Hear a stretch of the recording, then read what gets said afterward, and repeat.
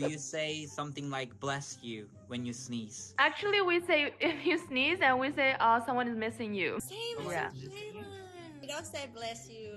Yeah, we don't say that. I remember when I was in Germany, it's really funny. They say gesundheight, like health. I had a friend, he was driving his car and his window was rolled down and the man on the street sneezed and he was like, gesundheit. And the guy was like, oh, danke. Like, thank you.